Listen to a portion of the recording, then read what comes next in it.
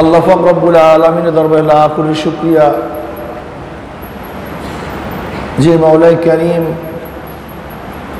আপনাকে আমাকে এই পর্যন্ত জিন্দা রেখেছেন, সুস্থতা দান করেছেন, রোজা রাখার তৌফিক দান করছেন, রোজা রাখার পরিবেশে আসার সুন্দর ব্যবস্থা করছেন, আবার কোরআন তেলাওয়াত, জিকির আসকার, নসিহাত, আল্লাহদের পরিবেশ, এত সুন্দর এক মাজলিসের অন্তর্ভুক্ত তৌফিক দান করছেন, যেখানে ন্যাক আর ন্যাক, সোয়াব আর সোয়াব, অনেকগুলি নিয়ামত, যেই নিয়ামতের কোনো শেষ নাই, সীমা নাই। হয়তোবা অনেক ভাইরা এখন জিন্দা নাই, অনেকেই জিন্দা আছে, সুস্থতা নাই, অনেকে সুস্থ আছে, রোজা রাখে না, রোজা রাখছে পরিবেশ পায় না, পরিবেশ আছে সেখানে সে কোরআন তেলাওয়াতের জায়গা নাই, বা উস্তাদ নাই, নসিহাতের লোক নাই, বিভিন্ন, ব্যাস আল্লাহ পাক আপনাকে আমাকে এতগুলি নিয়ামত দান করছে। ওয়া ইন তাউদ্দু নি'মাতাল্লাহি লা তুহসুহা, হিসাব করে শেষ করা যাবে না, এত নিয়ামত আল্লাহ পাক আপনাকে আমাকে দান করছেন। কাজে শুকরিয়া দেন, আবার বলে আলহামদুলিল্লাহ। আল্লাহ পাক চান কি? আল্লাহ পাক চানি এইটা যে বন্দা আমাকে আমার সবসময় শুকরিয়া আদায় করে, আমার মুখাফিক হোক, আমার দিকে রুজু হোক, আমারই প্রশংসা করুক। আলহামদুলিল্লাহ। ইস্তেগরাক, আলিফ লামে ইস্তেগরাক, যত প্রশংসার অংশ আছে সবই একমাত্র কার জন্য? আলহামদুলিল্লাহ, একমাত্র আল্লাহর জন্য, অন্য কার জন্য। আসলে প্রশংসার দাবিদারও আল্লাহই। আমি বিল্ডিং এর তারিফ করতেছি, প্রশংসা করতেছি, বিল্ডিংটা কতই না সুন্দর, কত আকর্ষণীয়, কত চমৎকার। আসলে কি আপনি বিল্ডিং এর প্রশংসা করছেন? এ তো চুন শুকরি, এ তো ইট বালু যা রাস্তায় পড়া ছিল। আসলে এত সৌন্দর্য, এত আকর্ষণীয় হলো কিভাবে?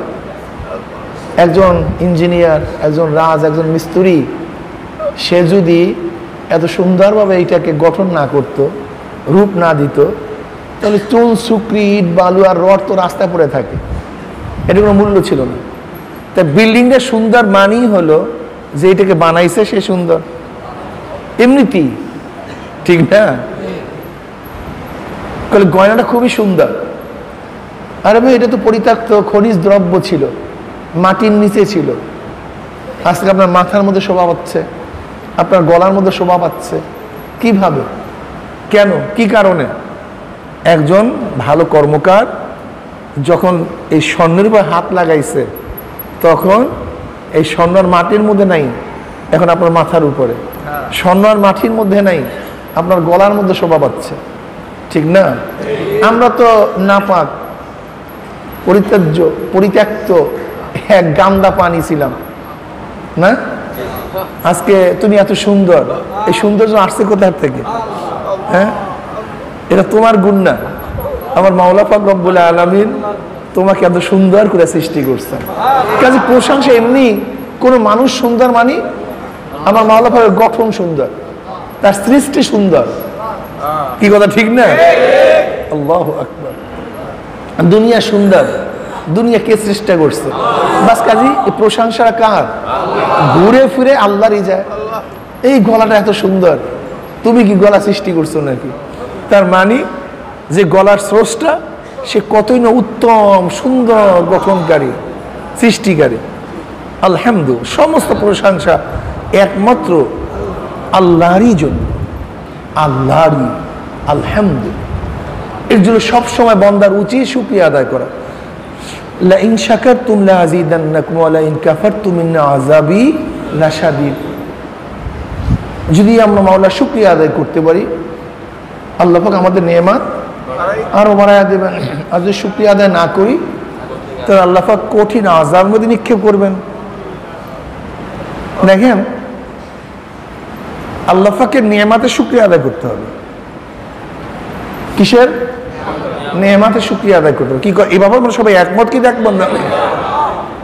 খানা এক নিয়ামত, পানি এক নিয়ামত, আমার ঘর এক নিয়ামত, আমার হায়াত এক নিয়ামত, আমার জমি এক নিয়ামত, আমার সন্তানাদি এক নিয়ামত, আমার স্ত্রী এক নিয়ামত, সব নিয়ামত। এর মধ্যে বড় নিয়ামত কি? আমার হায়াত। কেন? কারণটা কি? আমার হায়াত আছে, তো জায়গা আছে, জমি আছে, ঘর আছে, বাড়ি আছে, সম্মান আছে, ইজ্জত আছে। হায়াত নাই, কিছু নেই। কাজে সবচেয়ে বড় নিয়ামত কি ভাই? কি এ ব্যাপারে আমরা একমত না দিব? হায়াতের সম্পর্ক শ্বাসের সাথে। কিসের সাথে? শ্বাস জারি তো হায়াত জারি। শ্বাস জারি না, শ্বাস চলবে তো হায়াত থাকবে। শ্বাস বন্ধ, এ ব্যাপারে আমরা সবাই একমত না দ্বিমত?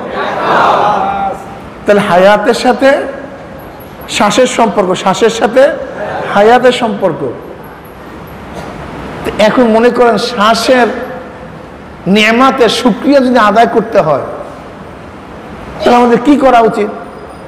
যেহেতু শ্বাস উঠবে নামবে, আপনার হায়াত ঠিক আছে, যদি না নামে কারবার শেষ, না উঠে কারবার শেষ। যেহেতু হায়াত সবচেয়ে দামি, হায়াতের সম্পর্ক শ্বাসের সাথে, এখন প্রতি মুহূর্তে যে শ্বাস উঠাই শ্বাস নামাই, এর মোকাবেলা কি করতে হবে? শুকরিয়া আদায় করতে হবে। তার কমপক্ষে প্রত্যেক এক শ্বাসে তো একবার আলহামদুলিল্লাহ পড়া চাই।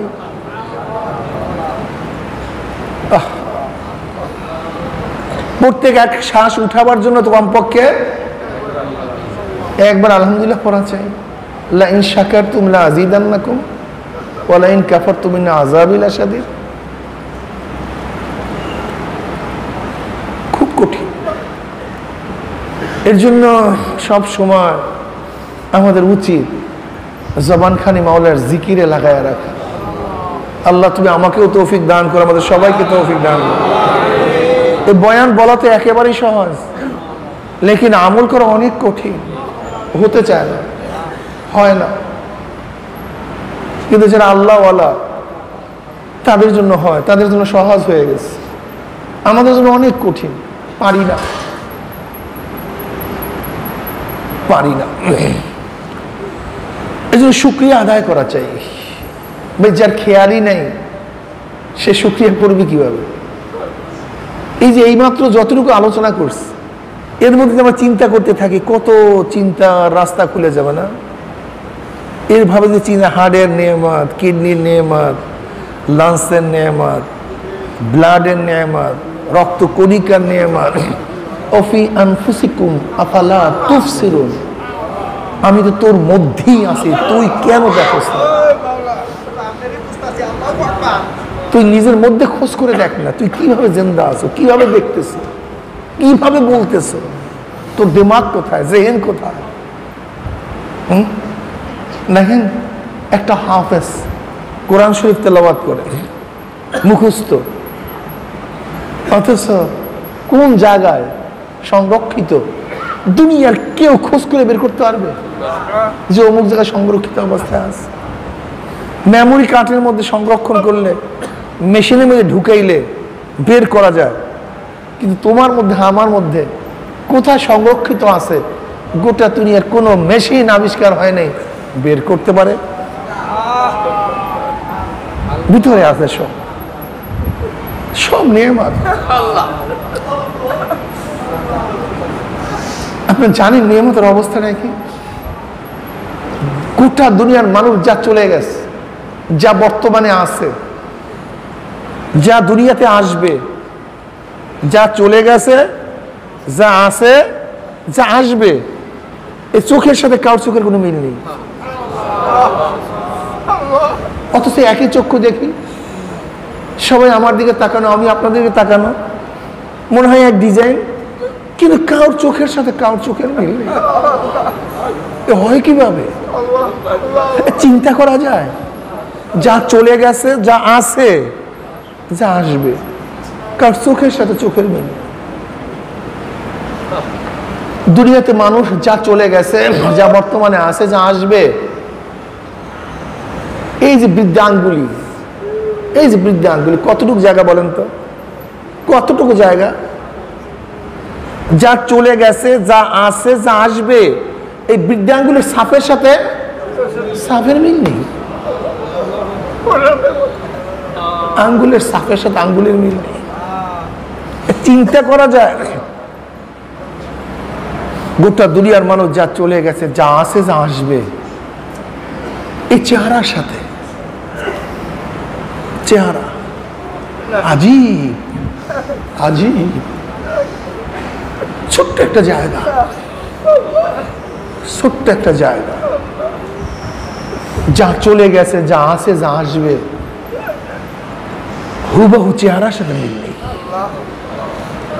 যা চলে গেছে, যা আছে, যা আসবে, গলার স্বরের সাথে মিল নেই। দুনিয়ার থেকে যা চলে গেছে, যা আছে, যা আসবে, দাঁতের সাথে মিল নেই। যে দাঁত, যত দাঁত দেখেন, যুদ্ধের ময়দানে যখন সৈন্যরা যায়, তাদের দাঁতের ছাপ রাখে। বলে কেন? যদি পুড়ে সারখার হয়ে যায়, চেহারা বিবর্ণ হয়ে যায়, কোনো চিহ্ন না থাকে, তো দাঁতের পাটি দিয়া যে চিহ্ন রাখছে তার সাথে মিলানো হয়। কেন? গোটা দুনিয়ার মানুষ যা চলে গেছে, যা আসবে, যা আসবে, যা আছে, যা আসবে, এই দাঁতের শেপের সাথে কারোর দাঁতের মিল নেই। চিন্তা করা যায়? হ্যাঁ, অথচ এতক্ষণ আমরা জানতামই না যে এর মধ্যে এত কিছু রহস্য নিহিত আছে। শুধু কি তাই, দুনিয়ার মধ্যে যা চলে গেছে, যা আছে, যা আসবে, সমস্ত মানুষের এই পশমগুলি আলাদা। এই যে পশমগুলি,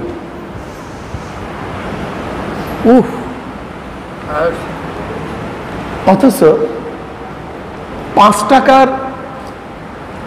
নোটের সাজের থেকে 5 টাকাই বের হয়, 10 টাকার নোটের সাজের থেকে 10 টাকাই বের হয়, 100 টাকার নোটের সাজের থেকে 100 টাকাই বের হয়। অথচ আমার মায়ের সাজের থেকে 10 জন 20 জন সন্তান বের হয়েছে, একই মেটাল, অথচ একজনের চেহারার সাথে মিল নেই, তবিয়াতের সাথে মিল নেই, এই যা বলছি এর সাথে মিল নেই। একই সাজ, একই মেটাল। কে সৃষ্টি করছে?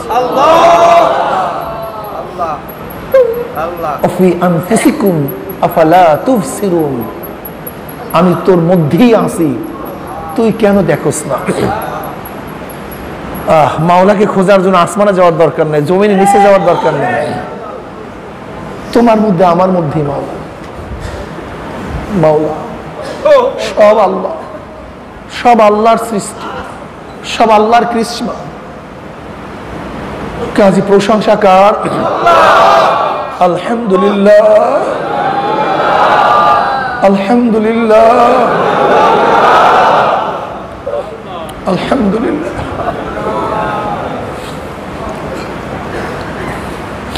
আমার মাওলা খুব খুশি হয় যদি কেউ মাওলার প্রশংসা করে, আমার মাওলা খুব খুশি হয়। আলহামদুলিল্লাহ বলার সাথে সাথে আমার মাওলা পাক রব্বুল আলামিন 1000 নেক দিয়ে দেন, 1000 গুনাহ আমল নামার থেকে বের করে দেন, মিজানের অর্ধ নেকে পূর্ণ করে দেন, আসমান জমিনের খালি জায়গাগুলি আলহামদুলিল্লাহ সুবহানাল্লাহ পূর্ণ করে দেন। উম্মে হানি রাদিয়াল্লাহু তাআলা আনহা ফরমান, জনাব মুহাম্মদ রাসূলুল্লাহ সাল্লাল্লাহু আলাইহি ওয়াসাল্লাম আমার ঘরে আসছে। আমি বললাম, ইয়া নবী আল্লাহ, বৃদ্ধা হয়ে গেছি, শক্তি নাই, আমাকে কিছু আমল বাতিয়ে দেন যে আমলগুলো আমি সহজে করতে পারি। নবী আলাইহিস সালাতু ওয়াস সালাম বললেন, উম্মে হানি, তুমি 100 বার সুবহানাল্লাহ পড়ো। কতবার? 100 বার। কি লাভ হবে? ইসমাইল নবী আলাইহিস সালাতু ওয়াস সালামের বংশের 100 গোলাম আজাদ করলে, 100 গোলাম, ইসমাইল নবী আলাইহিস সালাতু ওয়াস সালামের বংশের 100 গোলাম আজাদ করলে সেই পরিমাণের সওয়াব, মাত্র 100 বার সুবহানাল্লাহ পড়লে এই পরিমাণের সওয়াব হয়ে যাবে। উম্মে হানি, তুমি 100 বার আলহামদুলিল্লাহ পড়ো। যে উটকে চিহ্ন দেওয়া হয়েছে কোরবানি করবে, কোরবানি করার জন্য যে উটকে চিহ্ন দেওয়া হয়েছে, এরকম 100 উট আল্লাহর রাস্তায় কুরবানি করলে যেই পরিমাণের সওয়াব, তুই মাত্র 100 বার আলহামদুলিল্লাহ পড়লে এই পরিমাণের সওয়াব হয়ে যাবে। উম্মে হানি, তুমি 100 বার আল্লাহু আকবার পড়ো, কতবার? 100 বার। লাভ কি হবে? লাভ কি না ভুল, আগে 100 বার আলহামদুলিল্লাহ পড়ো, তাহলে ঘোড়া, যেই ঘোড়াকে লাগাম লাগানো হয়েছে যুদ্ধে রওনা করবে, যেই ঘোড়াকে লাগাম লাগানো হয়েছে যুদ্ধে রওনা করবে, এরকম লাগামওয়ালা যুদ্ধে যাওয়া, জিহাদের ময়দানে যাওয়া 100 ঘোড়াকে আল্লাহর রাস্তায় দান করলে যেই পরিমাণের সওয়াব, 100 বার আলহামদুলিল্লাহ পড়লে ওই পরিমাণের সওয়াব হয়ে যাবে। উম্মে হানি, তুমি 100 বার আল্লাহু আকবার পড়ো, লাভ কি হবে? যে উটকে চিহ্ন দেওয়া হয়েছে কোরবানি করবে আল্লাহর রাস্তায়, এরকম 100 উট আল্লাহর রাস্তায় কোরবানি করলে যেই পরিমাণের সওয়াব, 100 বার আল্লাহু আকবার পড়লে এই পরিমাণের সওয়াব হয়ে যাবে। তুমি 100 বার লা ইলাহা ইল্লাল্লাহ পড়ো, আসমান জমিনের খালি জায়গা সব নেকে পূর্ণ হয়ে যাবে। মাওলার জিকির, মাওলায় চায় বান্দা আমার জিকির করুক, আমার প্রশংসা করুক, আমার পবিত্রতা বয়ান করুক, আমার বরত্ব বয়ান করুক, আমি ছাড়া কোনো ইলাহ নাই, এটা বারবার সে জপুক, কলবের মধ্যে ভালো মতো সে গাঁথুক, এইটা আমার মাওলায় চায়।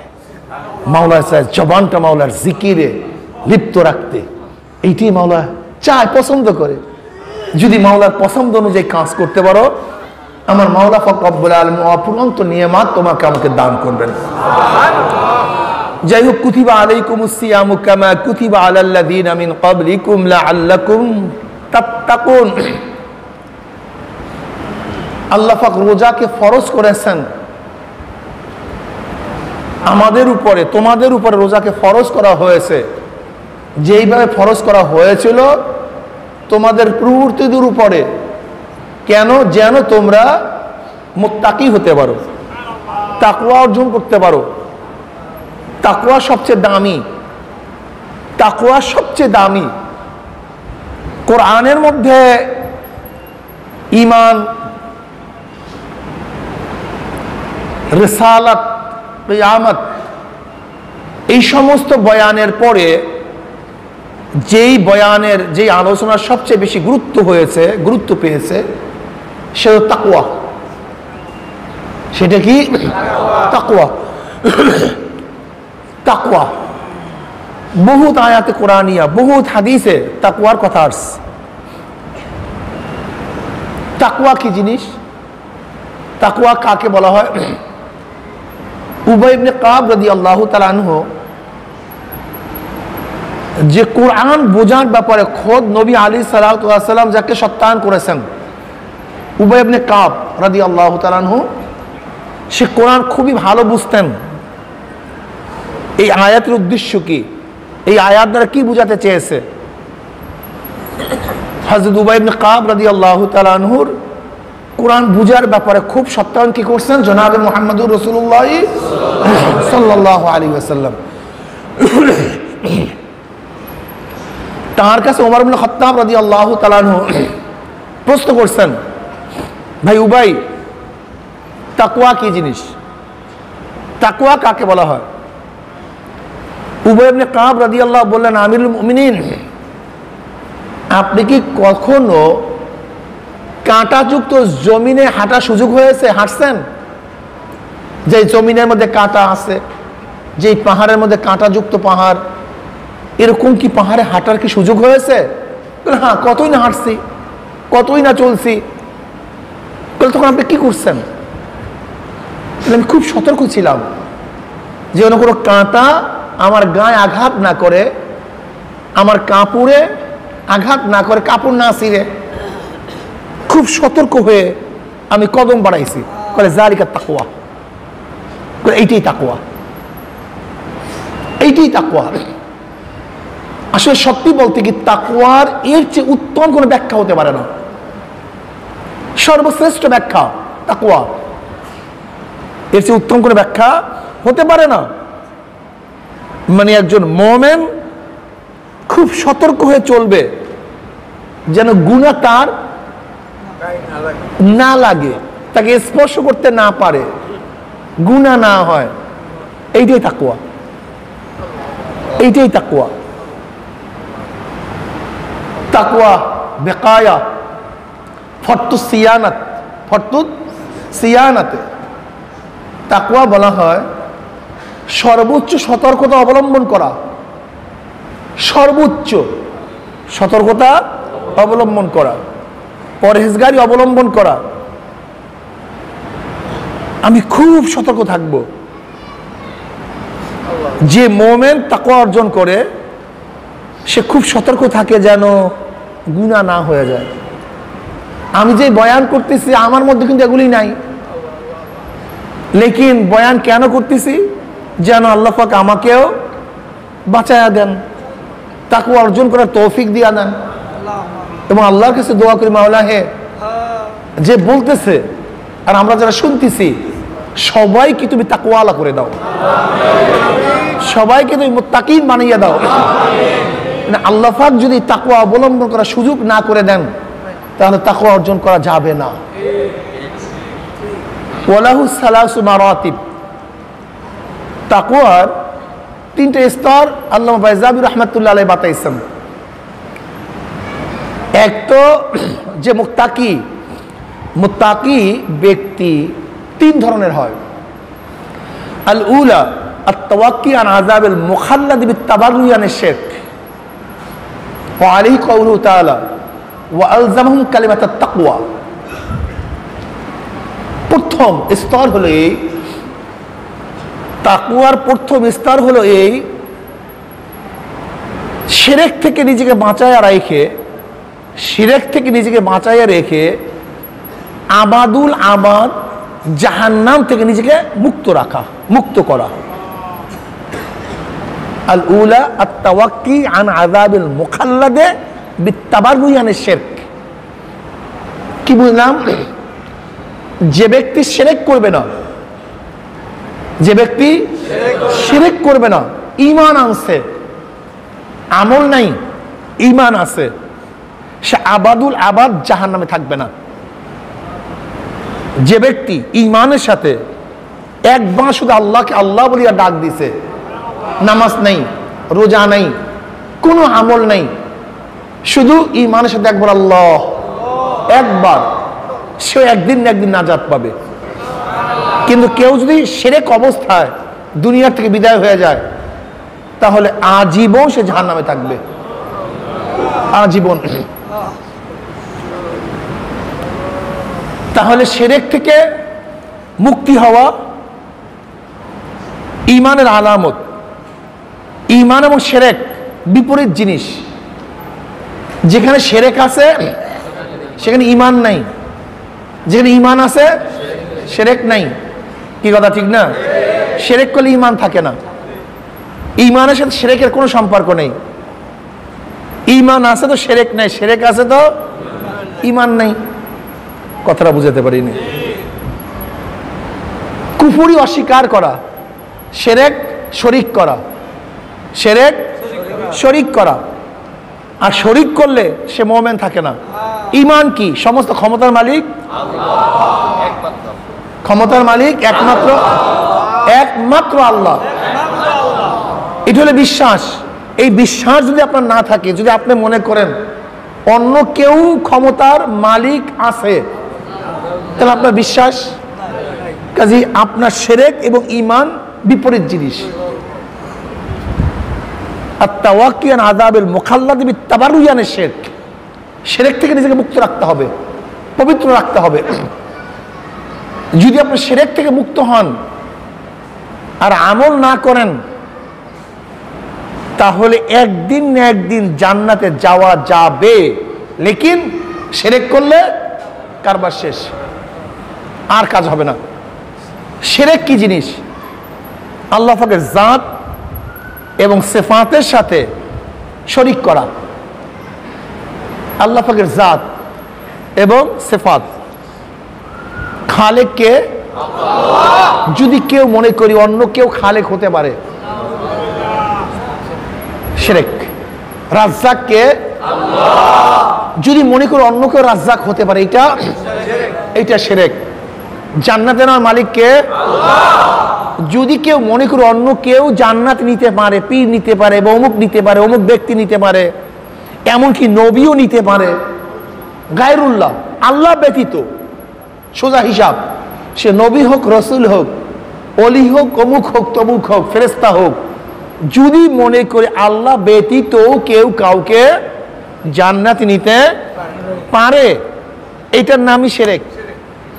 যদি মনে করি আল্লাহ ব্যতীত কেউ কাউকে জাহান্নাম থেকে বাঁচাতে পারে, এটাও কি শিরক। অর্থাৎ আল্লাহর জাত এবং সিফাত যা কিছু আছে এটা আল্লাহর জন্যই খাস, এর বাহিরে অন্য কাউকে যদি আল্লাহ পাকের জাত এবং সিফাতের গুণে গুণান্বিত করি, এর নামই শিরক। এর নামে কি? ইবাদতের একমাত্র মালিক কে? আল্লাহ। যদি মনে করি ইবাদতের মালিক অন্য কেউ আছে, এটার নাম শিরক। এটার নাম কি? ইবাদত এক জিনিস, ইবাদত এক জিনিস, কাইফিয়াতে ইবাদত ভিন্ন জিনিস। কাইফিয়াতে ইবাদত ভিন্ন জিনিস। ইবাদত আবেদ মাবুদ। দেখেন আমরা মাবুদের ইবাদত করি, মাবুদের ইবাদত কিন্তু এক পর্যায়ে হয়, যে রোজা রাখছি এটা হলো ইবাদত, কিন্তু নামাজের মতো না। নামাজ ইবাদত কিন্তু জিহাদের মতো না। জিহাদ ইবাদত কিন্তু তেলাওয়াতের মতো না। কাইফিয়াত ইবাদত বিভিন্ন হতে পারে, বুঝেননি? কাইফিয়াত ইবাদত বিভিন্ন হতে পারে। যেমন নামাজের মধ্যে আমরা সিজদা করি, এটা ইবাদতের কাইফিয়াত। এই সিজদা একমাত্র কার জন্য খাস? আল্লাহর জন্য খাস। এই সিজদা যদি অন্য কোনো জায়গায় করি, কথা বলেন না, মুতলাক সিজদা শিরক না, মুতলাক সিজদা শিরক না। যদি সিজদার যোগ্য মনে করি, আল্লাহ সমতুল্য মনে করি, আল্লাহর যে ক্ষমতা আছে, আল্লাহর যে ক্ষমতা আছে সেই ক্ষমতা এর মধ্যে আছে, এরকম যদি মনে করে সিজদা করি, সেটা শিরক হবে। কিন্তু কেউ কাউকে যদি ভিন্ন কারণে সিজদা করে, তাহলে সেটা কি হবে? হারাম হবে, কবিরা গুনাহ হবে। যেমন মনে রাখতে হবে যে শিরক কখনোই কোনো জমানায় হালাল ছিল না, শিরক কখনোই কোনো সময় জায়েজ ছিল না, না আসমানের জমানায় জায়েজ ছিল, না আগেকার নবীদের মধ্যে জায়েজ ছিল, না কোনো উম্মতের মধ্যে জায়েজ ছিল। শিরক কোনো অবস্থাতেই জায়েজ ছিল না। তাহলে আদম আলাইহিস সালাতু ওয়াস সালাম যে সিজদা করছিল, এই সিজদা কি শিরক ছিল? না, তাজিমান ছিল, তখন হালাল ছিল, এর জন্য জায়েজ। পরবর্তী ইউসুফ আলাইহিস সালাতু ওয়াস সালামকে তার ভাইরা সিজদা করছে, এটা কি শিরক ছিল? কি ছিল? জায়েজ ছিল, তাজিমান ছিল। ওই জমানায় কাউকে তাজিমান সিজদা করা জায়েজ ছিল। কি ছিল?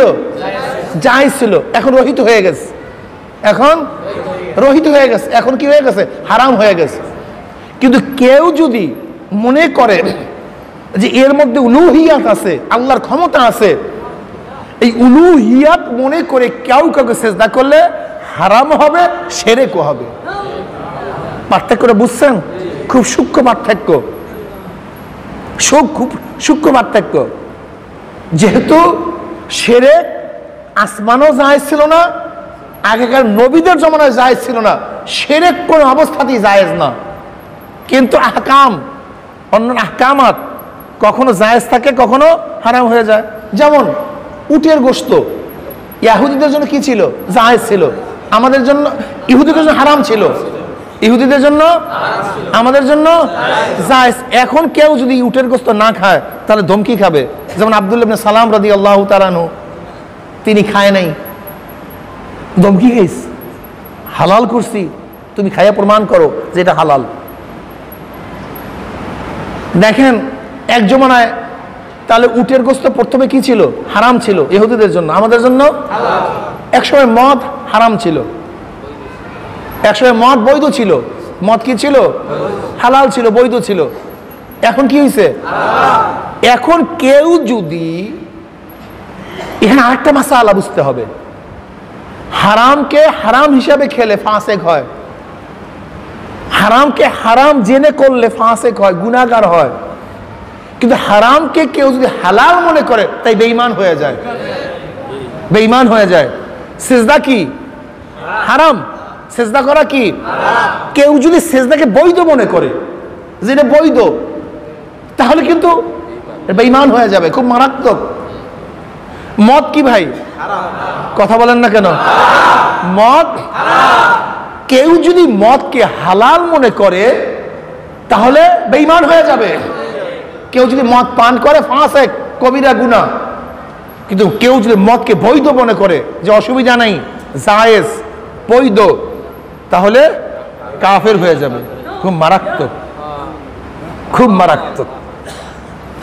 শিরক, শিরক করা যাবে না, শিরক করা যাবে না। শিরক কি জিনিস? শিরক কিসের সাথে সম্পৃক্ত? শিরক দেখাবার বিষয় না, শিরক আকীদার বিষয়।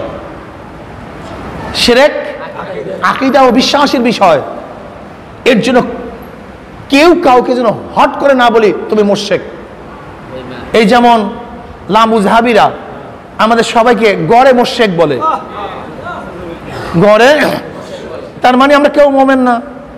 কেন? যেখানে শিরক থাকবে সেখানে কি নাই, আর যেখানে ঈমান আছে সেখানে।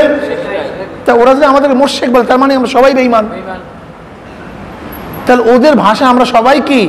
বেঈমান। জোরে বলেন নাউযুবিল্লাহি মিন যালিক, নাউযুবিল্লাহি মিন যালিক।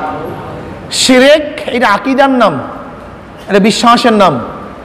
তাই বলতে পারেন হুজুর এই মাত্র আপনি বললেন হেদায়েতের মালিক তো একমাত্র আল্লাহ, জান্নাতে নেওয়ার একমাত্র মালিক আল্লাহ, জাহান্নাম থেকে বাঁচাবার একমাত্র মালিক আল্লাহ। তো এই যে বলা আছে সুপারিশ করবে, জান্নাতে নিয়ে যাবে, হাফেজরা জান্নাতে নিবে, আলেমরা জান্নাতে নিবে, জান্নাতীরা আরেকজনকে জান্নাতি নিবে, এটা আবার কেমন কথা হলো? এগুলো সব ওসাইল, সব ওসিলা, সব ওসাইল, সব ওসাইল, সুপারিশ। কিন্তু জান্নাতে নেওয়ার মালিক সহজে বুঝেন, একেবারে সহজে বুঝেন, কথা একেবারে সহজ। সুস্থ করার মালিককে কি বিশ্বাস করেন তো? কিন্তু ঔষধ খেলেন কেন? হ্যাঁ, ব্যাস। আপনি ডাক্তারের কাছে গেলেন কেন? অসিলা, মাধ্যম। এখন কেউ যদি মাজাজান বলেন, কেউ যদি মাজাজান বলে ডাক্তার আমাকে ভালো করছে, এটা শিরক হবে না? মাজাজ, রূপক, এটা রূপক। ঔষধ খাওয়ার কারণে আমার রোগ ভালো হয়েছে, এটা রূপক ভাবে যদি মুমিন বলে তাহলে ঈমান যাবে না। কেন? মুমিনের মূল আকীদা বিশ্বাস কি? যে শিফা দেওয়ার মালিককে। এটা মূল না, মূল ক্ষমতার মালিক না। আল্লাহ পাক সাময়িক ক্ষমতা এর মধ্যে দিয়েছে, সাময়িক। কিন্তু আল্লাহ পাক ইচ্ছা করলে এই ক্ষমতা তার থেকে উঠে নিতে পারে। যদি উঠে নাই নিতে পারে তাহলে ঔষধ খেলে তো সমস্ত রোগী ভালো হওয়ার কথা, কিন্তু সমস্ত রোগী ভালো হয় না কেন? ডাক্তার দেখালে তো সমস্ত রোগী ভালো হওয়ার কথা, কিন্তু হাজারো রোগী ডাক্তার বেটে খাওয়াইলেও ভালো হয় না কেন? ডাক্তাররা এই কথা বলে কেন যে ভাই এর কোনো চিকিৎসা নেই, নিয়ে যাও? যদি ডাক্তাররাই হইতো, ঔষধই হইতো, তাহলে ডাক্তাররা এই কথা বলে কেন এর কোনো চিকিৎসা নাই? তার মানে হলো এই মূল, মূল, মূল সব কিছুর মালিককে দেখেন। ক্ষুধা নিবারণের মালিকও আল্লাহ, তৃষ্ণা মিটাবার মালিকও আল্লাহ। কিন্তু মাজাজান খাদ্যের মধ্যে আল্লাহ পাক ক্ষমতা রাখছেন। এলেম দেওয়ার মালিককে নাকি বিশ্বাস করেন না? তা আপনি এখানে আসছেন কেন? মাদ্রাসায় ভর্তি হয়েছেন কেন? হ্যাঁ, ওসাইল। হ্যাঁ, যে আল্লাহ পাক তোমাকে জেহেন না দেয় তাহলে 1000 বার পড়বা কিন্তু তুমি মুখস্থ করতে পারবা না।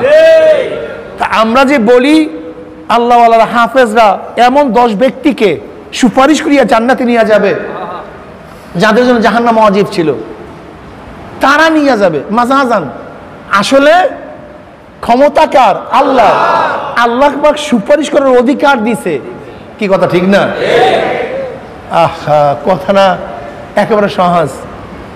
বলে জজ আমাকে বাঁচাইয়া দিস, জজ আমাকে মুক্তি দিয়ে দিস। আসলে জজ কিন্তু মুক্তি দেয় না, আইন দিছে। কিন্তু মাজাজান আমরা মনে করি জজ সাহেব আমাকে মুক্তি দিছে। আসলে মুক্তি দিছে কে? আইন। আইন যদি না থাকতো তাহলে কিন্তু জজ সাহেব মুক্তি দিতে পারতো না।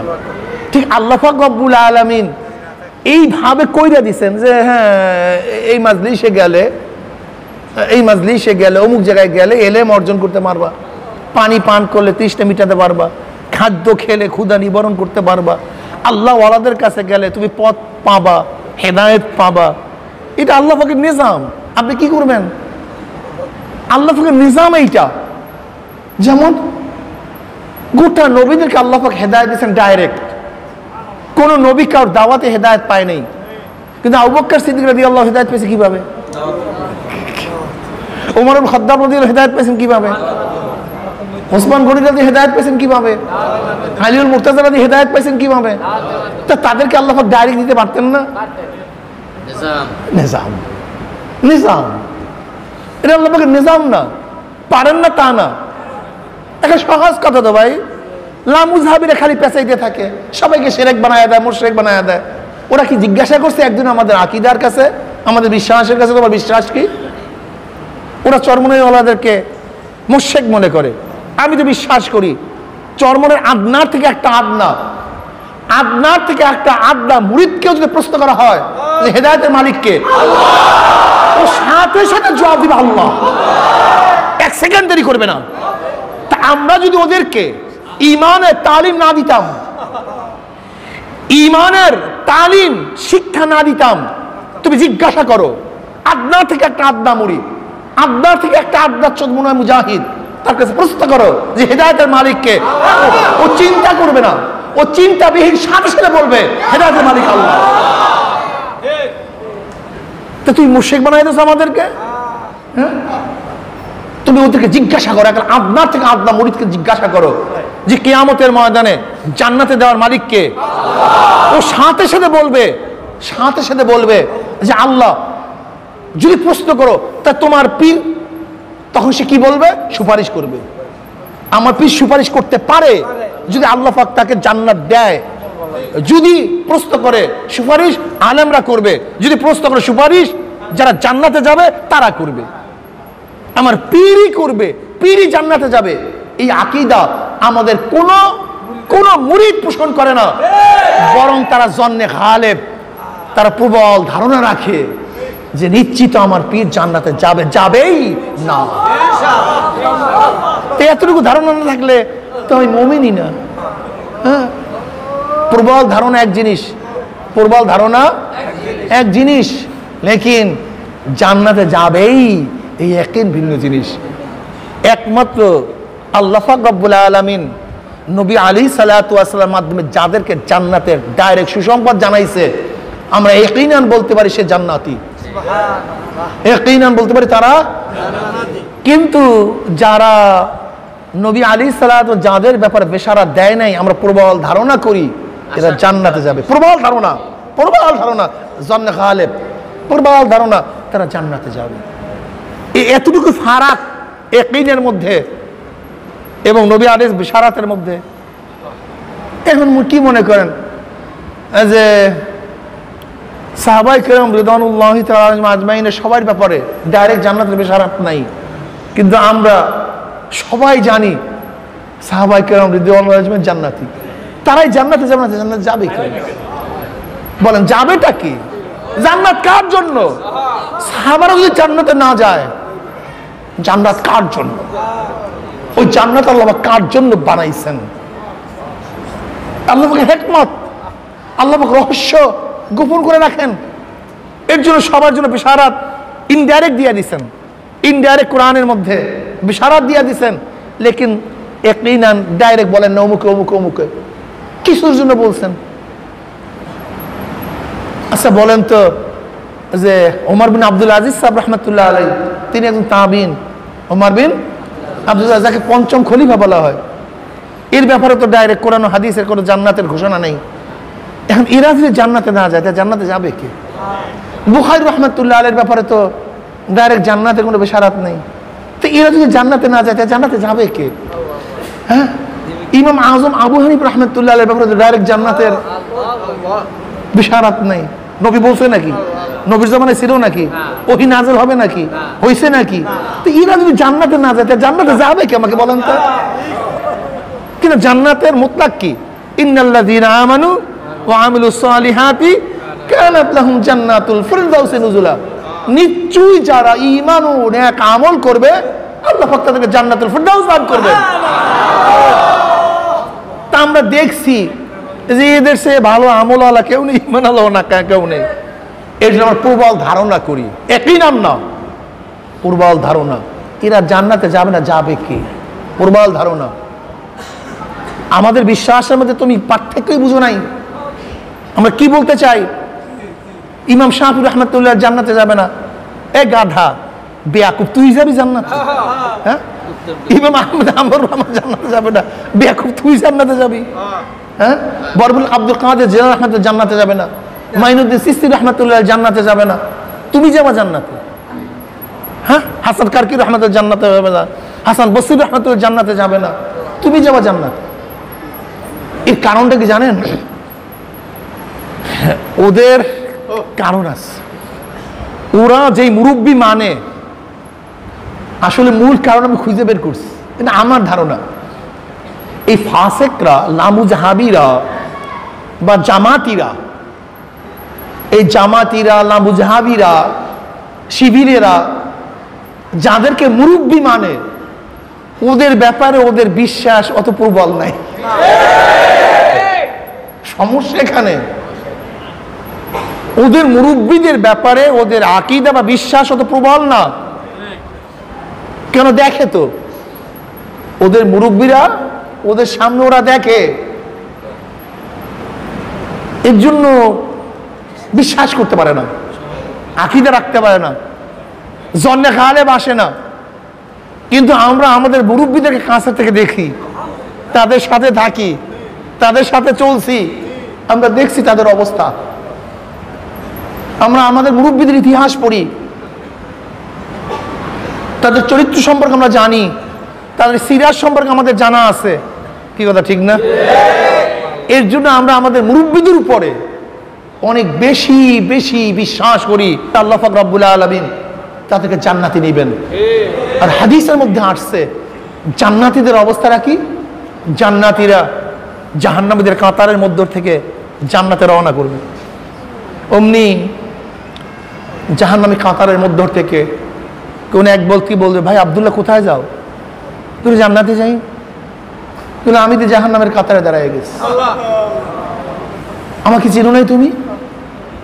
চিনছি তো, ওই যে তোমার খানা নিয়ে গেছিলাম, তোমাকে পানি পান করাইছি, তোমাকে সাহায্য করছিলাম, তোমার বাড়ির পাশে ছিলাম, তোমার কাছে ছিলাম, চিনছি তো। কিন্তু আমি জাহান্নামের কাতারে দাঁড়ায় গেছি। হাদিসের মধ্যে আসছে উম্মি জান্নাতি ওই জাহান্নামী ব্যক্তির হাত কপড়া ধরবে, দুইটা টানতে টানতে আল্লাহর কাছে নিয়ে যাবে। আল্লাহ, আমার এই ভাইকে জান্নাতে না দেওয়া পর্যন্ত আমি তোমার কাছ থেকে যাব না, জান্নাতে আমি যাব না। হাদিসের মধ্যে আসছে কি জানেন? মুজাদেলা করবে, আল্লাহর সাথে ঝগড়া করবে, আল্লাহর সাথে ঝগড়া করবে জান্নাতি। আল্লাহ, আমার এই ভাইকে জান্নাতে না দিলে আমি যাব না। তুমি কি করবা বলো? মাওলার সাথে বন্দের কি মোহাব্বত! এরা বেয়াদবির ঝগড়া না, আদবের ঝগড়া, এটা মোহাব্বতের ঝগড়া। বেয়াদবির ঝগড়া এক জিনিস, মোহাব্বতের ঝগড়া ভিন্ন জিনিস। যেরকম যে ছাত্রকে ওস্তাদ মোহাব্বত করে, ছাত্র গিয়া ঝগড়া শুরু করে, ওস্তাদ আমার বাড়ি যাইতেই হবে, আমি যাইতে পারবো না, যাইতেই হবে, আমি না গেলে আমি যাবো না। এটা কিসের? এটা মোহাব্বত। সন্তান বাবার সাথে আড়ি ধরে, আমাকে দিতেই হবে, এটা বেয়াদবি না, মোহাব্বত। স্বামী স্ত্রীর সাথে আড়ি ধরে, আমাকে দিতেই হবে, এইটা বেয়াদবি না, মোহাব্বত। ঠিক মুজাদেলা শব্দ আসছে, জান্নাতি ওই ব্যক্তিকে জান্নাতে নেওয়ার জন্য আল্লাহর সাথে কি করবে? ঝগড়া শুরু করবে। এটা মোহাব্বতের ঝগড়া, আশেক মাশুকের ঝগড়া।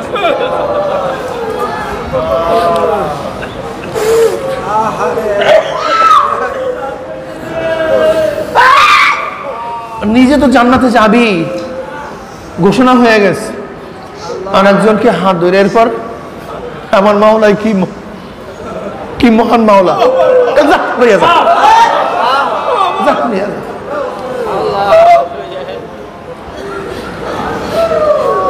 এর জন্য আমরা বলি, এর জন্য বলি, অন্য কিছুর জন্য না। আমরা পূর্বার ধারণা রাখি, আর তুমি আমাদেরকে শিরক মনে করো, মুশরিক মনে করো।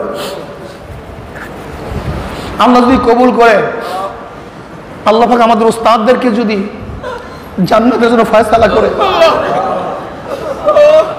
তারা আমাদেরকে রাইখা যাবে। আল্লাহ আমাদের শায়েখদেরকে কবুল করে, তারা আমাদের রাইখা যাবে। এর জন্য তো আমার নবী তার উম্মতদেরকে রাইখা যাবে না।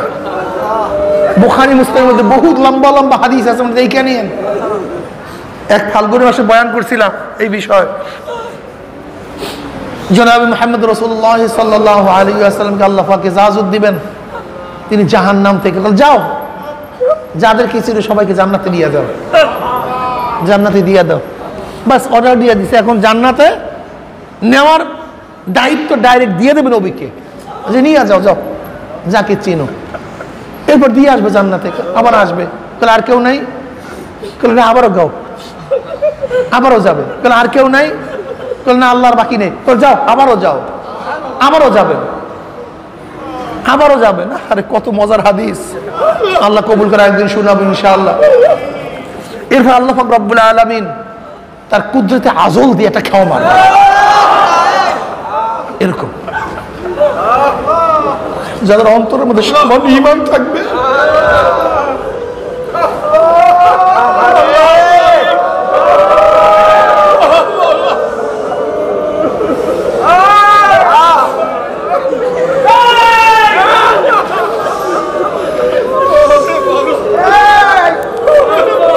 আল্লাহ তাদেরকে জাহান্নাম থেকে বের করে দেবে। কোন ঈমান আল্লাহ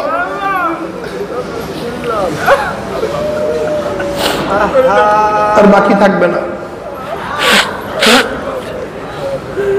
এর জন্য আমাদের দাদাদের কিতাবের মধ্যে এই কথা কখনোই বলে নাই, আসলে তোমরা পড়বই নাই, সমস্যাই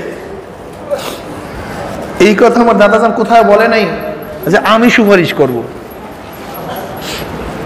এই কথা বলে নাই যে অমুকে সুপারিশ করবে।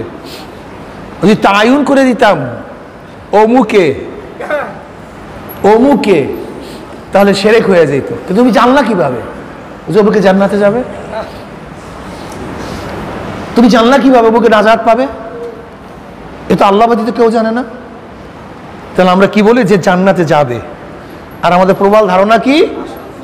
আশা আসে ইনশাআল্লাহ। আমাদের মুরব্বীরা ইনশাআল্লাহ অবশ্যই জান্নাতে, কিন্তু একই নাম একমাত্র আল্লাহ। কাজে তুমি প্রবল ধারণা কি একই বানায় দিছো? হ্যাঁ, যেমন আহাদা আশারা, আহাদা আশারা মবনি না মোরাব? এটা মবনি। কেন মবনি হলো? যে এর মধ্যে হরফ জেমেনের মধ্যে আছে। আহাদা ও আশারা, যেহেতু জেমেনের মধ্যে ওয়াও থাকার কারণে এটা কি হয়ে গেছে? মবনি হয়ে গেছে। সিদ্দাতে ইত্তিসালের কারণে। কিসের কারণে? সিদ্দাতে ইত্তিসাল। একেবারে কঠিন সম্পর্ক থাকার কারণে, যদিও ভিতরে ব্যবধান আছে, বোঝা যায় না, কিন্তু অবশ্যই তার মধ্যে কি আছে? ব্যবধান আছে। আহাদা আশারা আসলে কি ছিল? আহাদাও আশার 11। কি কথা ঠিক না? তাহলে যেরকম সিদ্দাতে ইত্তিসালের কারণে অনেক সময় হরফ পড়িয়া যায়, মনে হয় ব্যবধান নাই, কিন্তু তার মধ্যে ব্যবধান আছে। ঠিক পূর্ব অনেক সময় মনে হয় যেন একইন, ধারণা কি হয়ে যায়? একইনে পরিণত হয়ে যায়। লেকিন একইন আর প্রবল ধারণা দুইটা ভিন্ন জিনিস। যদিও বাহ্যিক দৃষ্টিতে মনে হয় যেন একই, কিন্তু আসলে এক না। মাঝখানে সূক্ষ্ম কি আছে? একটু পার্থক্য আছে। বুঝতে পারছি? একটু পার্থক্য আছে।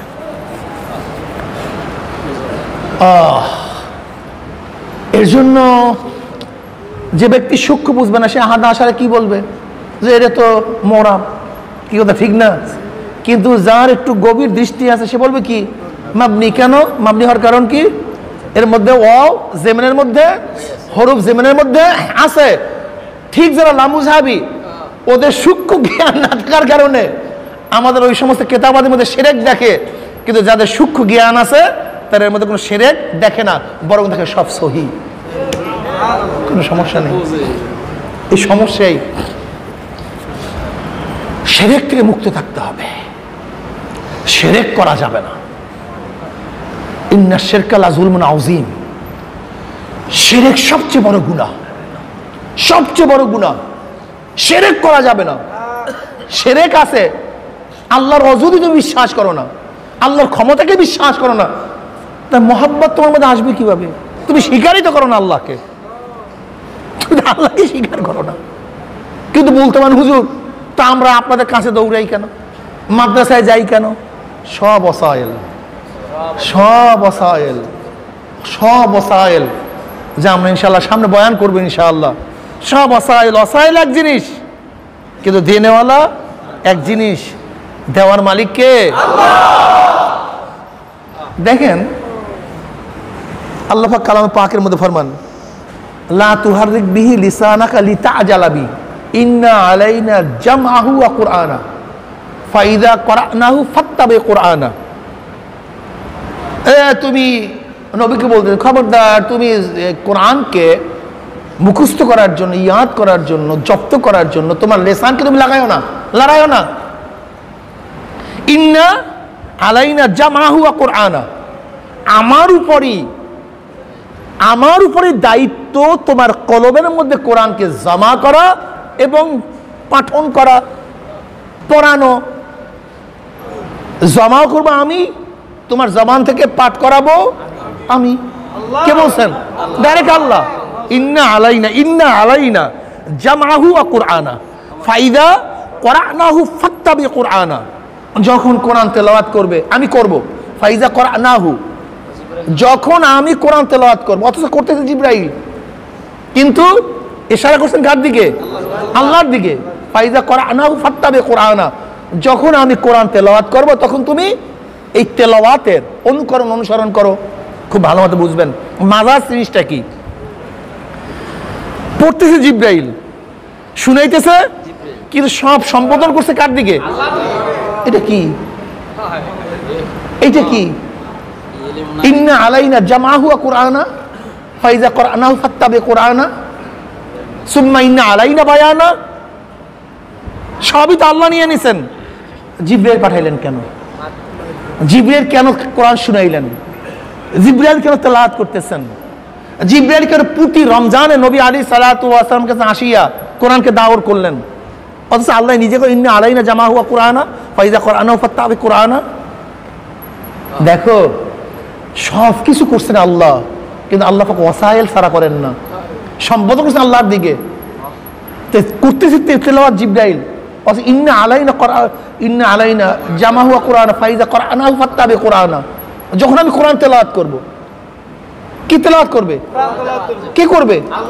অথচ করতেছে জিবরাইল। যেরকম জিবরাইল কোরআন তেলাওয়াত করলেও মূলে কিরাত তেলাওয়াত জিবরাইল করেন, আল্লাহ করে, ঠিক আমরাও যদি কোনো জায়গায় বলি যে অমুকে সুপারিশ করবে কিয়ামতের ময়দানে, অমুকে সুপারিশ করবে, হাফেজরা সুপারিশ করবে, শহীদরা সুপারিশ করবে, তলবা সুপারিশ করবে, কোরআন তেলাওয়াত সুপারিশ করবে, এই জমিন সুপারিশ করবে, গাঁ সুপারিশ করবে, রোজা সুপারিশ করবে, ঢাল সুপারিশ করবে, ঘোড়া সুপারিশ করবে। আমরা মনে করি সব সুপারিশ, সব ওসাইল, কিন্তু জান্নাতে নেওয়ার মালিক কে? আমরা সম্বোধনের মাজাজ, নেওয়ার মালিক আল্লাহ। এই জন্য আমরা ডাইরেক্ট বলি কোরআন কাউকে জান্নাতে নিয়ে যাবে, হাফেজকে কি বলি? কোরআন এই বলি না সবসময় বয়ানে, তাই কোরআনকে জান্নাতে নেওয়ার ক্ষমতা রাখে। তাই বললেন কেন? মাজাজ, মাজাজ, মাজাজ, অন্য কিছু না। কিন্তু নেয়ার মালিককে এই সূক্ষ্ম পার্থক্য তোমাকে বুঝতে হবে ভাই। তুমি সবাইকে মুশরিক বানায় দিলা, এত সহজ। এই যে তাবিজকে ওরা শিরক বানায় দিছে। যদি কেউ হাকিকত মনে করে তাবিজে একজনকে ভালো বানায় দেয় এবং সেটা গায়রে শরঈ হয়, গায়রে শরঈ হয় এবং ইয়াকিন থাকে যে তাবিজেই তাকে ভালো বানায় দিবে, শিরক এবং হারাম। গায়রে শরঈ হওয়ার কারণে হারাম হবে, আর আকীদা বিশ্বাসের মধ্যে গলত থাকার কারণে শিরক হবে। দুইটা জিনিস, একটা শরীয়তের পন্থার বাহিরে তাবিজ তোমার করা হারাম, আর যদি মনে করে তাবিজই তাকে ভালো বানায় দেবে, এটা বিশ্বাস, এই বিশ্বাস শিরক। কেন সবসময় মনে রাখতে হবে শিরক জিনিসটা বাহ্যিকতার সাথে না, এটা ইতিকাদের সাথে, বিশ্বাসের সাথে। আর বিশ্বাস দেখানোর জিনিস না, তাবিজ তো দেখা যায়, তাবিজ কাজে এটা গায়রে শরঈ হারাম, আর বিশ্বাসটা শিরক। এর জন্য কেউ যদি মনে করে যে না শরীয়তের পন্থায় কেউ আয়াতে কোরআনি দিয়া কেউ যদি শরীয়তের পন্থায় তাবিজ দেয় এবং এইটাকে ওয়াসাইল মনে করে, হাকিকত না, এটা ওয়াসাইল ভালো হতে পারে, চিকিৎসা, কিন্তু ভালো করার মালিককে আল্লাহ, তাহলে শিরক হবে না। বুঝাতে পারি? ওরা বাস তাবিজ দেখলেই মুশরিক বানায় দেয়। ভাই সব জায়গায় মুশরিক বানায়ও না। শিরক এত সহজ মনে করছো? শিরক জিনিসটা কি তুমি মুশরিক বানায় দেয় এত সহজ? অথচ এক ব্যক্তির যদি 99টা কথা কুফুরের দিকে যায়, একটা কথা যদি ইমানের দিকে যায়, তা মুফতিরা কি ফতোয়া দেওয়া উচিত? কি কথা বলেন না কেন? অথচ আমরা কি করি, যদি 99টা ইমানওয়ালা পাওয়া যায় আর একটা যদি সন্দেহমূলক পাওয়া যায়, ব্যাখ্যা সাপেক্ষে পাওয়া যায়, ডাইরেক্ট কাফের বানায় দেয়। যা কাফের ভাণ্ড নিয়ে বসছে। আল্লাহ নবী আসছে মানুষকে জাহান্নাম থেকে বাঁচায় জান্নাতে নেওয়ার জন্য, আর আল্লাহ নবী আসছে বান্দাদেরকে, উম্মতদেরকে জাহান্নাম থেকে বাঁচাইয়া জান্নাতে নেওয়ার জন্য। আর কিছু শয়তানের উম্মতরা আসছে, তারা আসছে নবীর উম্মতদেরকে জান্নাত থেকে জাহান্নামে নেওয়ার জন্য। খালি সব জাহান্নামে নিয়ে যায়, সব জাহান্নাম। ওদের দৃষ্টিতে কেউ জান্নাতে নেই, বিশ্বাস করবেন? এমন শিক্ষা দেয়। তাই কি বলছিলাম, তাকওয়ার 3টা স্তর। এর মধ্যে প্রথম স্তর আত-তাওয়াক্কি আন আযাবিল মুখাল্লাদ বিত-তাবাররুই আনিশ শিরক, শিরক থেকে মুক্ত থাকা, শিরক থেকে ওয়ালজামা কালিমাতুত তাকওয়া। এখানে আল্লাহ পাক রব্বুল আলামিন তাকওয়ার কলমাকে লাজিম করে দিয়েছেন, মানে লা ইলাহা ইল্লাল্লাহ। তাকওয়ার কলমা কোনটা? লা ইলাহা ইল্লাল্লাহ। যে ব্যক্তি লা ইলাহা ইল্লাল্লাহ পড়বে, বাস সে মুমিন হয়ে গেল। সে কি হয়ে গেল? এখন মদ খায়, জিনা করে, সব করছে, লেকিন লা ইলাহা ইল্লাল্লাহ পড়ছে, আল্লাহকে আল্লাহ বলি আর ডাক দিস, ও মুমিন। একদিন না একদিন ও যে শেষ খাবলের মধ্যে হলো, আল্লাহ পাকের শেষ খানসার মধ্যে হলো, আল্লাহ পাক তাকে মাফ করে দেন, আল্লাহ মাফ করে দেবেন। শিরক মুক্ত ঈমান। কি লাগবে ভাই? শিরক মুক্ত ঈমান, বিদআত মুক্ত আমল। শিরক মুক্ত বিদআত মুক্ত, বলেন বলেন। তো বলতে মান হুজুর আপনারা দিয়ে এই আসন গাইতে জিকির করেন, লা ইলাহা ইল্লাল্লাহ, মাথা জুলান, ইল্লাল্লাহ ইল্লাল্লাহ করেন, এই 15 তসবিহ করেন, বিদআত মুক্ত আমল হইল কোথায়? কি কথা কন না কেন? এইটাই তো বিদআত। এই বিদআত মুক্ত আমল গুলো তা আপনি সারাদিন বিদআত করেন আর কোন বিদআত মুক্ত আমল? আসলে আর বিদআতের সংজ্ঞাই বুঝে না, সমস্যাই এই, সমস্যাই এই। আসলে বিদআত কি জিনিস? আল বিদআতু ফিল আসলি ওয়ালা ফিল ওয়াসাইল। আল বিদআতু ফিল আসলি ওয়ালা ফিল ওয়াসাইল। ইমাম শাতাবী রাহমাতুল্লাহ আলাইহি বলেন, বিদআতুল আসলের মধ্যে, ওয়াসাইলের মধ্যে না। ওয়াসাইলের মধ্যে বিদআত হয় না। যেমন ফজর নামাজ কয় রাকাত? হ্যাঁ, কেউ যদি বলে 3 রাকাত, এটা আসলের মধ্যে আপনি বর্দি করে দিয়েছেন। মাগরিবের নামাজ কয় রাকাত? 3 রাকাত। কেউ যদি 1 রাকাত বাড়ায়া পড়েন, এটার আসলের মধ্যে বানায় দিয়েছেন। কিন্তু কেউ যদি নামাজ শিক্ষা দেওয়ার জন্য বিভিন্ন কৌশল ব্যবহার করে, এ ভাই দাঁড়াও, এখন রুকুতে যাও, ছোটান হয়ে দাঁড়াও, এরকম করো, এটা কি? এটা কি বেদাত? কেন? এটা প্রশিক্ষণ, এটা নামাজ শিক্ষার পদ্ধতি। কোরআন আসল। আমরা বলি গ গ গ গ, এরকম করেন না? কি প্রতিদিন করতেছেন আপনারা? এরকম করেন কেন? কোরআনে আছে না এরকম করো? এরকম করলেন কেন? এটা বেদাত। দেন দলিল দেখান এরকম করছে আর আল্লাহর নবী সাহাবারা করছে, হাদিস দেখান, দেখেন হাদিস, দেখেন কোরআন, এই আসে। তখন কি বলবেন? এটা তো শিক্ষা, এটা কি বিয়া করতে থাকা তো শিক্ষা এইভাবে তাহলে গাধা। ছাত্র উস্তাদ ছাত্র কিভাবে শিক্ষা দিবে এটা তুই নির্ধারণ করবি না উস্তাদ নির্ধারণ করবে? ছাত্রের কলবের মধ্যে কোরআন কিভাবে বসাতে হবে, সব ছাত্রের জবানের মধ্যে, তার লিসানের মধ্যে শব্দ, অক্ষর, হরুফ কিভাবে উচ্চারণ করতে হবে, এই পদ্ধতি তুমি শিক্ষা দিবা না, এইটা প্রত্যেক ছাত্রের জন্য তার উস্তাদ নির্ধারণ করবে। কিন্তু কেউ যদি বলি যে হ্যাঁ নাই, এইটা হলো ভেজাল। কেউ যদি আইন, এটা কোরআনের অক্ষরই না, এটা হলো সমস্যা। কিন্তু কেউ যদি আইনকে উচ্চারণ করার জন্য এরকম করো, ওই যে কাকের মতো আওয়াজ, কাকের মতো আওয়াজ। এখন যদি কেউ বলে কাকের মতো আওয়াজ, তুমি কোরআনের হরফকে কাকের সাথে উদাহরণ দিলা, তুমি তো মুশরিক হয়ে গেছো, কাফের হয়ে গেছো। কি তখন আপনি কি বলবেন? পাগল টাগল নাকি?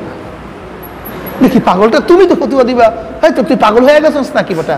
এরা তো আইনকে উচ্চারণ করার উদাহরণ দিছে। কি কথা ঠিক না? ঠিক একজন সালেককে তার মুর্শিদ, তার শায়েখ কিভাবে জিকির বসাবে, ধ্যান পয়দা করবে, এটা তোমার শিক্ষা দেওয়ার প্রয়োজন না, প্রত্যেকটা সালেকের জন্য তার শায়েখ নির্ধারণ করবে। দেখবেন হেফজোখানায় গিয়া ছাত্রদেরকে এক পা উঁচা করে দাঁড়া করে রাখে। কেউ কি বলে কোরআন শরীফ হাতে নাও, এক পা উঁচা করো, তারপর তেলাওয়াত করো। কি করে কি করে না? হ্যাঁ, এখন যে আপনি বলেন যে কোরআন সবচেয়ে দামি কিতাব, আল্লাহ পাকের কিতাব, আর তুমি এইভাবে শাস্তি দিয়ে থেকে পড়াইতেছো, পাইছো কোথায়? দেখাও কোরআনের মধ্যে, দেখো হাদিসের মধ্যে। আপনি কি বলবেন? তুই পাগল টাগল হয়ে গেছিস নাকি গাদা? এটা তো উস্তাদ বুঝবে, কোরআন থেকে হেফজ করাতে হবে। ঠিক লা ইলাহা ইল্লাল্লাহ না মূল। এই লা ইলাহা ইল্লাল্লাহকে কলবের মধ্যে কিভাবে বসাতে হবে, এটা অর্ধেক করে বসাবে না ফুল করে বসাবে না হাত করে বসাবে না কিভাবে বসাবে, এইটা তোমার দেখার বিষয় না, এইটা তো উস্তাদ দেখার বিষয়। হ্যাঁ, তুমি মাসালা বুঝো না কোন জায়গায় ইশকালটা হবে। যদি কোনো উস্তাদ এই পদ্ধতি কি সুন্নাত বলতো, ভেজাল তখন লাগতো। এই পদ্ধতি কি শরীয়ত বলতো, ভেজাল তখন লাগতো। এই পদ্ধতিকে যদি ইবাদত মনে করতো, যে ইবাদত এত সওয়াব, জ্ঞানজামটা তখন লাগতো। আমি কথাটা বুঝতে পারি না। মানে এই কাইফিয়াতকে যদি কেউ ইবাদত মনে করতো, এই কাইফিয়াত, এই পদ্ধতি, এইটাই সওয়াব, এই পদ্ধতি সওয়াব, মানে গায়রে ইবাদতকে ইবাদত মনে করা, আর যেই ইবাদতের সওয়াব নাই সেখানে সওয়াব মনে করা, যেই গুনাহ তাকে সওয়াব মনে করা, আর যেই সওয়াব না মনে করা। গুনাহকে গুনাহ না মনে করা, সওয়াবকে সওয়াব না মনে করা, গুনাহকে সওয়াব মনে করা, সওয়াবকে গুনাহ মনে করা। অর্থাৎ যেই কাঠামোতে শরীয়ত আছে সেটাকে পরিবর্তন করে দেওয়া, এইটার নাম বেদাত। কাইফিয়াতে ইবাদত, কাইফিয়াতে ইবাদত যা বর্ণনা করা, যেমন নামাজের কাইফিয়াতে এইভাবে নামাজ পড়তে হবে, এইভাবে রোজা, এই কাইফিয়াত পরিবর্তন করাটাও সম্পূর্ণভাবে বেদাত। কি কথাটা বুঝতে পারি নাই? কিন্তু যেখানে কাইফিয়াত শরীয়ত নির্ধারণ করে নাই, এরকম ব্যাপারে, এই ব্যাপারে যদি কেউ তার ছাত্রকে শিক্ষা দেওয়ার জন্য পদ্ধতি গ্রহণ করে, সেটা কি হবে না? যদি বেদাত হয়েই যাইতো তাহলে কোরআনের মধ্যে নক্তা দেওয়া বেদাত হইতো, জবর দেওয়া, জের জবর দেওয়া বেদাত হইতো, পারা লাগানো বেদাত হইতো, রুকু লাগানো বেদাত হইতো, আয়াতের নাম্বার দেওয়া বেদাত হইতো, কারণ এগুলি কিছুই ছিল না। এমনকি কোরআন লেখাও বেদাত হইতো। ধরে নেন, কেন আবু বকর সিদ্দিক রাদিয়াল্লাহু তাআলা এই মাসালার উপরেই তো কোরআনকে জমা করেননি, যে নবী যে এটা করে নাই আমি করব কিভাবে? এর জন্য তো আবু বকর ওমর ইবনে খাত্তাব রাদিয়াল্লাহু জমানায় হাদিসকে লিখেন নাই, নবী যেটা লিখেন নাই সেটা আমি লিখবো কিভাবে? প্রয়োজন হয়েছে।